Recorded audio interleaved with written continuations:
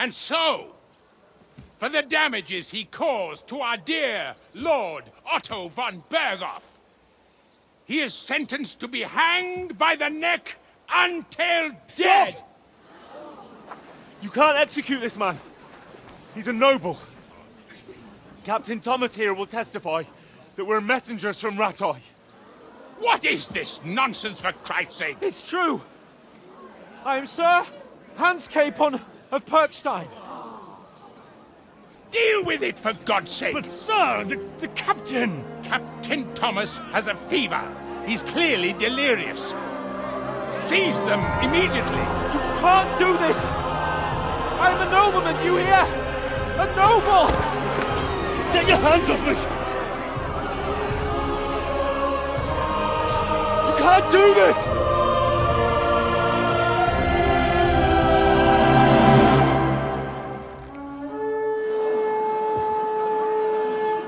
Open the gates!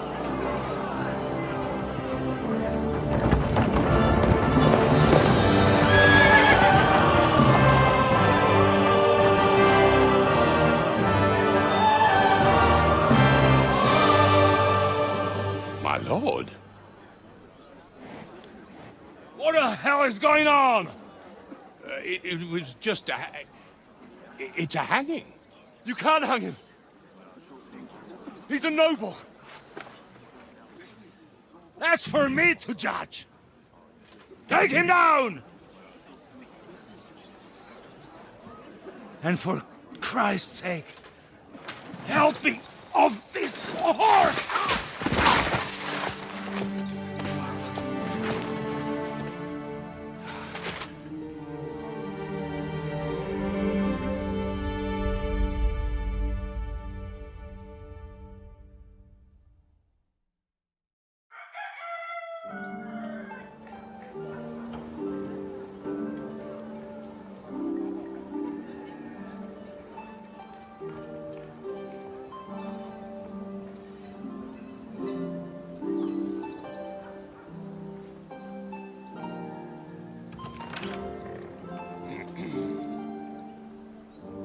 You may enter. His lordship is expecting you.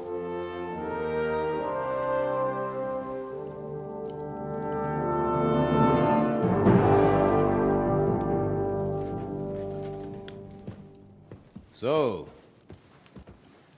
you're messengers from Rattay, huh? I was wondering when someone would turn up. All right, then. Let's hear it. My respects, Sir Otto. I am Sir Hans Capon of Perkstein, and this is Henry of Skalitz, my escort. Welcome to Trotsky, gentlemen. I'd greet you standing up as befits, but I'm glad I can even sit at the moment. I heard you were ambushed by outlaws. You heard right. Those bastards did a job on me. And I got out luckier than most. Almost all the others were killed, including my page and my surgeon. So there is no one here to heal me, and I will have to inform poor Albert's father that his son died in my service. I hope your health will soon be restored, sir. We shall see. But now, you tell me what happened here in Herrgottsnamen. Why did my chamberlain try to hang you, Lord Capon? In truth, the welcome we got from your Master Chamberlain was somewhat... how shall I put it?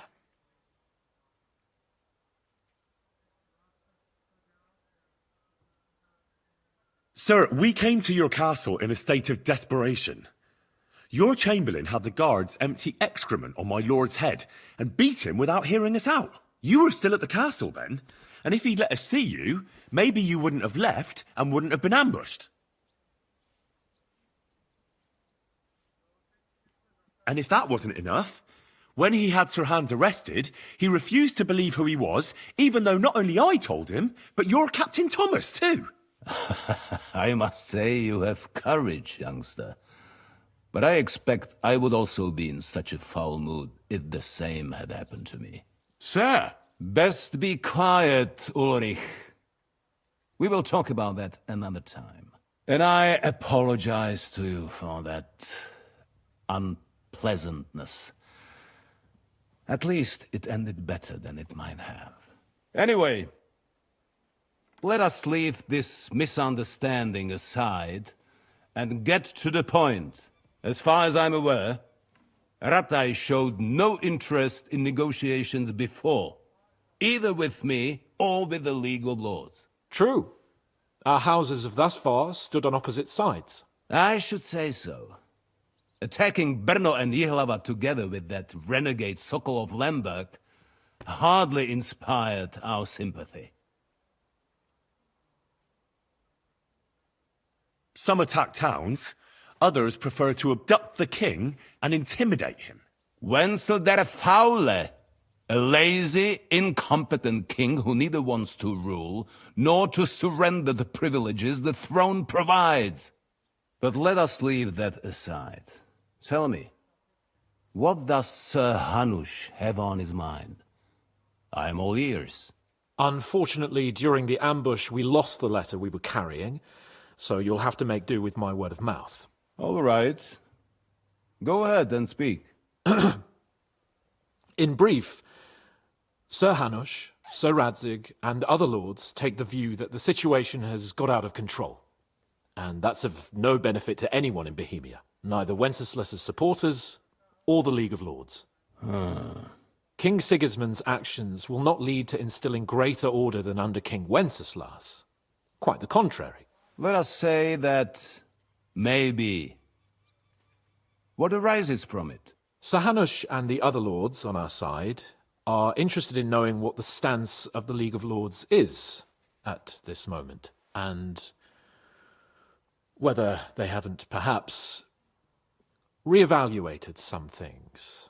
In other words, whether I might betray Sigismund.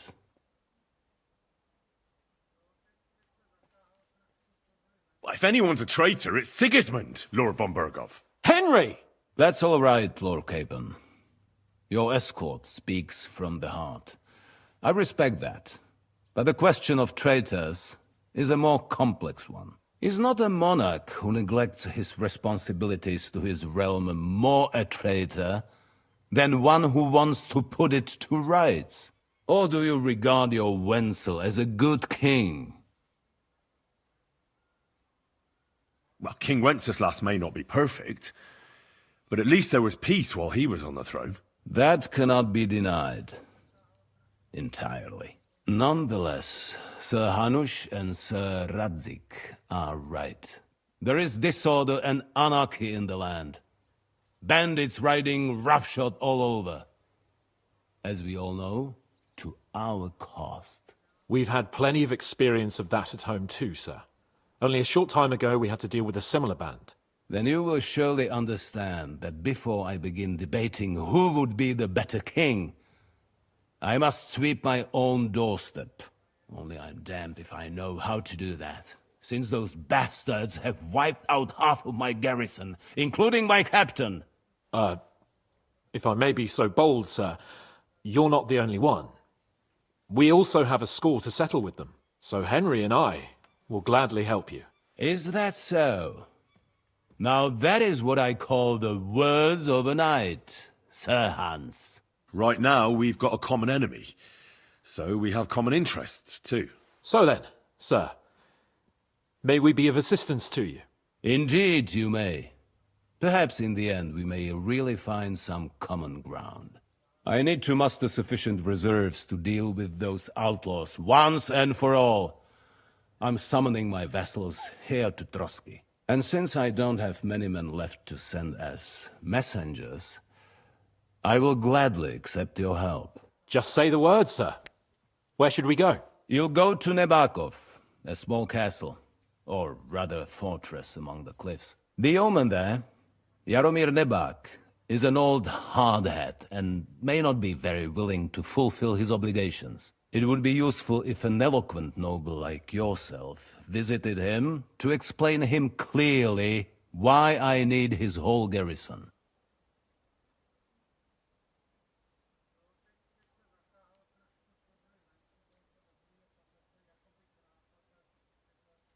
Is that all, sir? It's no simple task. Knowing Jaromir, if I sent a common messenger, he'd come back with a boot print on his backside. Dealing with the lower nobility can be tricky. They tend to be fixated on their own somewhat fragile status.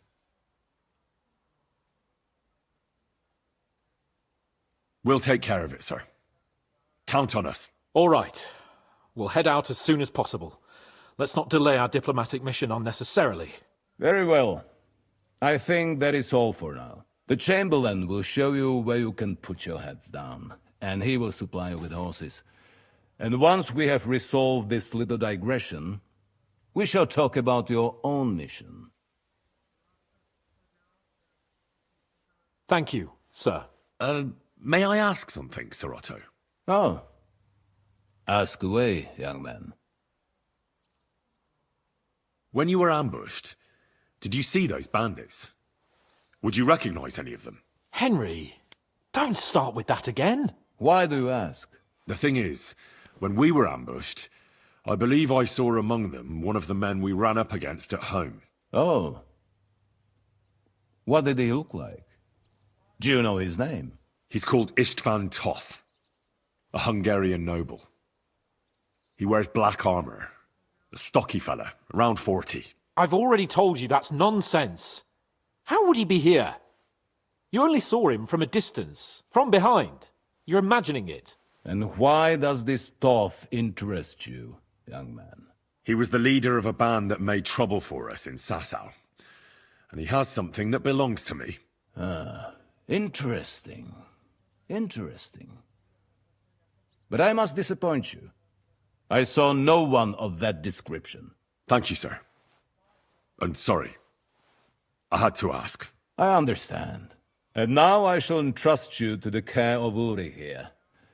And I shall look forward to the good tidings you bring me from Nebakov. Go with God, gentlemen. Thank you for everything, sir. The Lord be with you. There will be time enough yet for social niceties. Now there are more practical matters to deal with. Sir Otto has generously agreed to accommodate Lord Capon in one of his chambers. And you, Henry, shall also be accommodated, as befits your station. There, your, equipment shall also be returned to you, and you'll find your horse in the stable. Nevertheless, his lordship takes the view that, as a noble's escort, you should have a befitting mount. And therefore he has kindly decided that you may take one of our horses, if you so wish. Gentlemen, follow me.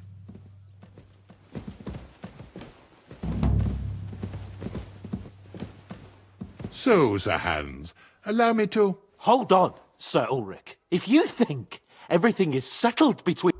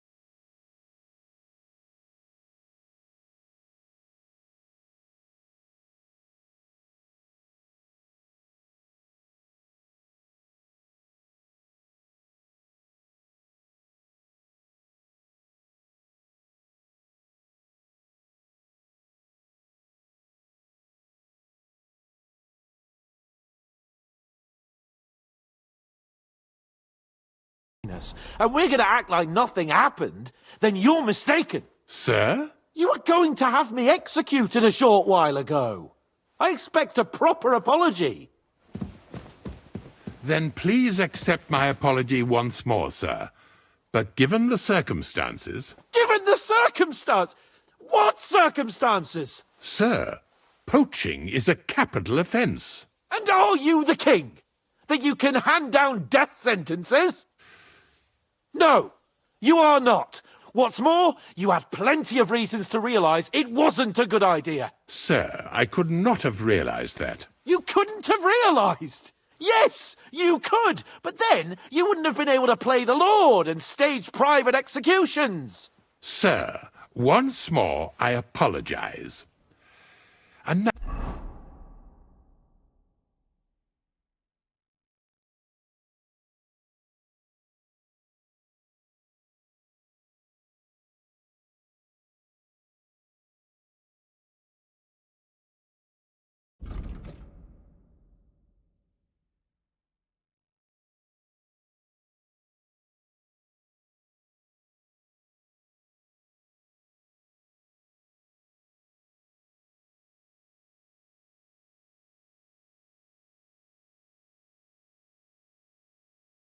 Now, please allow me to show you to your quarters. I wouldn't dream of inconveniencing you.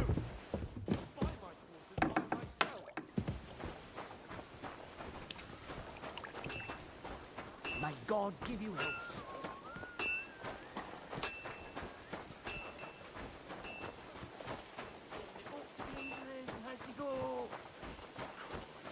There'll be nothing nice left here at this rate.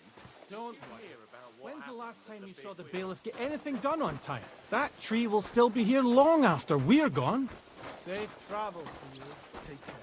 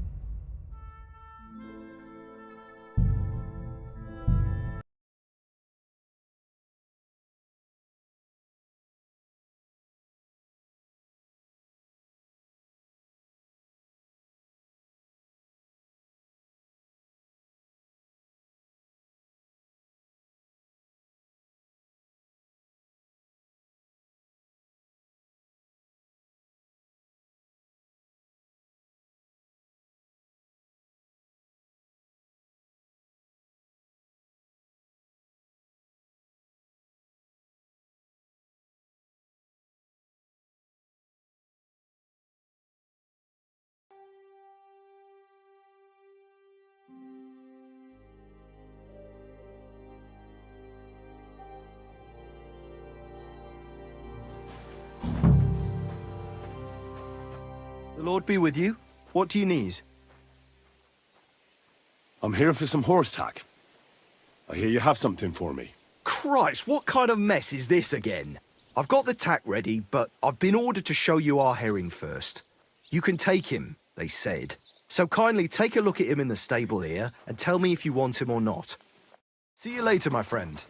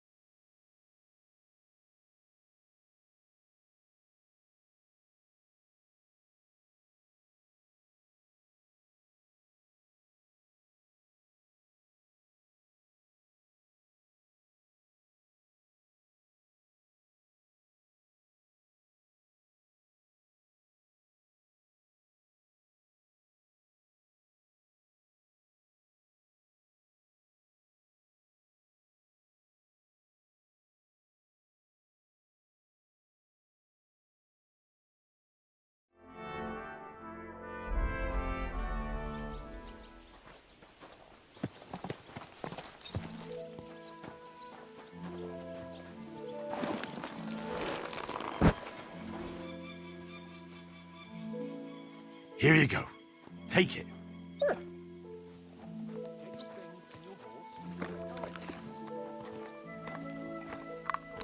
You silly mutt. Aye, aye, you silly doggy. Good boy. Good boy. Aye, come here. Aye, aye, you silly doggy. You're my doggy, eh? You silly mutt. Aye, come here. Come here, boy. Come here, boy. Aye, come here. You're my doggy, eh? Aye, aye, you silly doggy. And what a You pretty silly colour. mutt.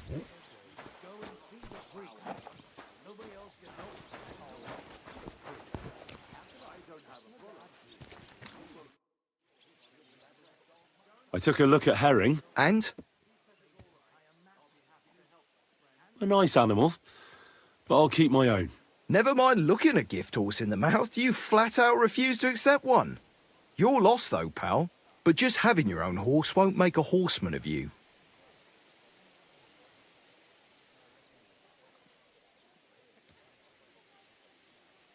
Well, I know the basics, but I wouldn't say no to some good advice. That's wise. The first thing is, pet him now and again when you're in the saddle. Then he'll be calmer, looser. Actually, best do that as soon as you mount him. Once you're mounted, don't drive him too much over tough terrain. He won't trot too good and he won't move too fast neither. After all, the roads ain't for show. And horses ain't stupid, mind. If you leave him standing around, he'll most likely go and find a place he likes. A trough where he can drink or maybe some pasture. So don't be surprised if you leave him alone and then can't find him afterwards. All right, I'll bear that in mind. And of course, the horse needs good kit, no more than yourself. Saddle, bridle, horseshoes. I've prepared some decent tack for you, so I don't get my arse whipped for not treating his lordship's honoured guest right. Mistakes don't go unpunished here. You can tack him up yourself, right? Sure.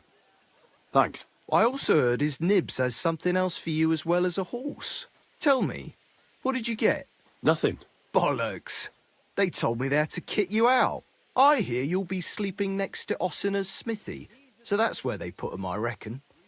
It'd be a pity to leave them there. When the lords give, you take, 'cause they don't give often. Remember that advice, it'll come in handy. Thanks. I will. And I'll take a look at the smithy, like you said. But if you're yanking my pizzle, you'll be sorry. Me? Never. Take care.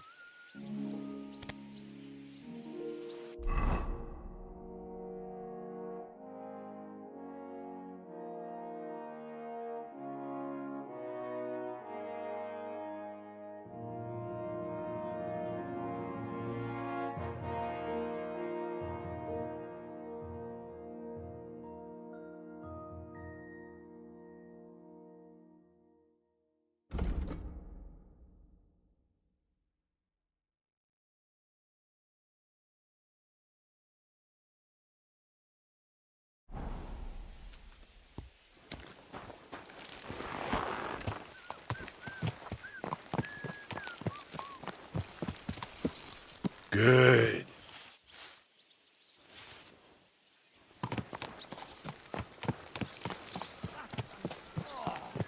Someone's been pampering this horse. Christ, what now? All right.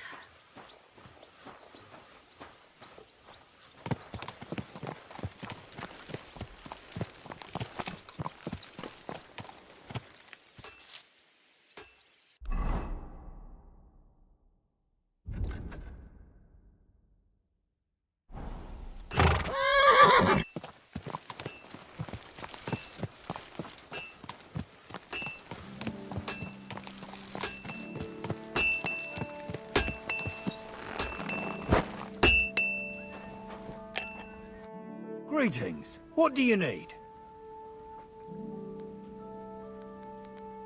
How long have you been serving in Trotsky? Why do you ask? I don't know much about this place, so I wanted to ask you about a few things. I'm not much of a talker. You'd be better off having a word with our scribe, Erasim. He's served here since the days of the previous lord. Show me your wares.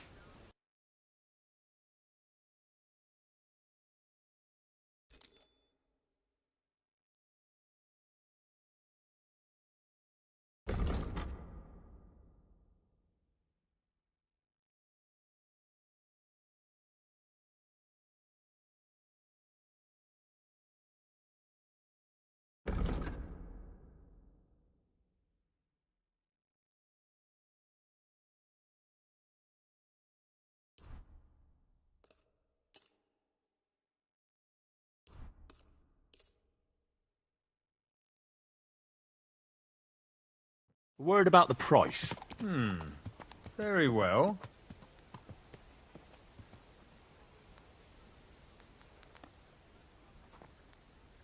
Aye, you'll convince me with that price. I'm glad you found what you were looking for, sir.